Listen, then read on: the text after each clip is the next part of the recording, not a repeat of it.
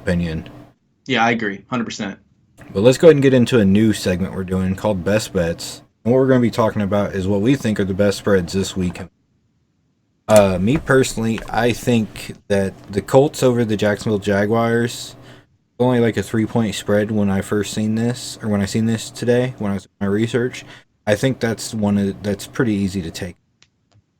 Yeah, Brissett is maybe a little rusty, but I think he's going to come back and lead this team the way he's supposed. Definitely coming back this week. It's been confirmed. Raiders over Cincinnati. I think it was a 7.5 point spread. Maybe even a 10 point spread right now, but it's worth it. This is the worst, historically, the worst secondary we've ever seen, and they're going against Derrick Carr, who's on fire right now. That's going to be a game. I don't think there's any way you could do this. Another one I'm going to talk about real quick, and he said he doesn't like it. I like it. New England over Philly. I think the Philly defense is going to fall apart playing Tom Brady, and I think Tom Brady's going to do big things. Actually, the one person I would really say, if you have him in fantasy, to kind of look at, Tony Michelle. I think he's get a lot of touchdowns. And then the other one that's a maybe, but it's iffy maybe, is the New Orleans Tampa Bay game. There's like a 7.5 point spread. And the reason I say that one is iffy because, like I said, it's going to be a shootout. We're probably looking at 60 to 70 combined points between these two teams. And while I think they're going to win by at least 14, I just sometimes you never know because sometimes Jameis Winston gets some garbage time garbage time touchdowns that screw you out of $30. So, what do you got going on? When I look at that game and I look at New Orleans and Tampa Bay, it makes me nervous. Drew Brees is only 4-3 against Jameis Winston, and they had a pretty rough outing against Atlanta last week.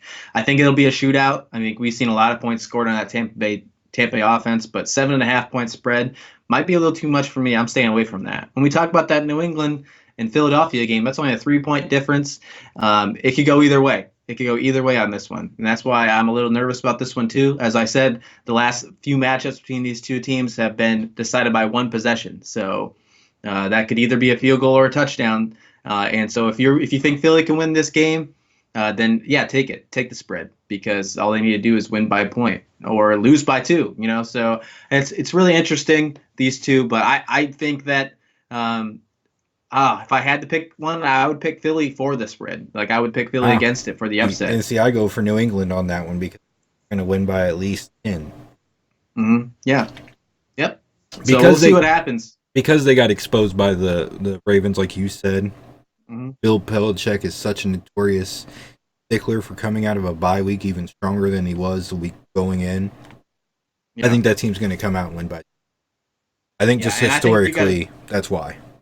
And I think you got to take the Raiders for sure on that one against the Bengals. Not only are they the worst secondary, they're also allowing 173 rush yards a game. And Josh Jacobs, I think, is going to have a heyday. So make sure you got him on DraftKings for sure, or Yahoo, or whatever you got to do. But I stacked the Raiders this week because I think the Bengals are just going to – I think they're going to get blown out of the water. What do you think about the Colts game? It was a 3.5 point game. I had Colts over the Jacksonville. I think it was 3.5 or 7. But I have the Colts winning it because Brissett's coming back this week, and I think he's going to come back and come back strong.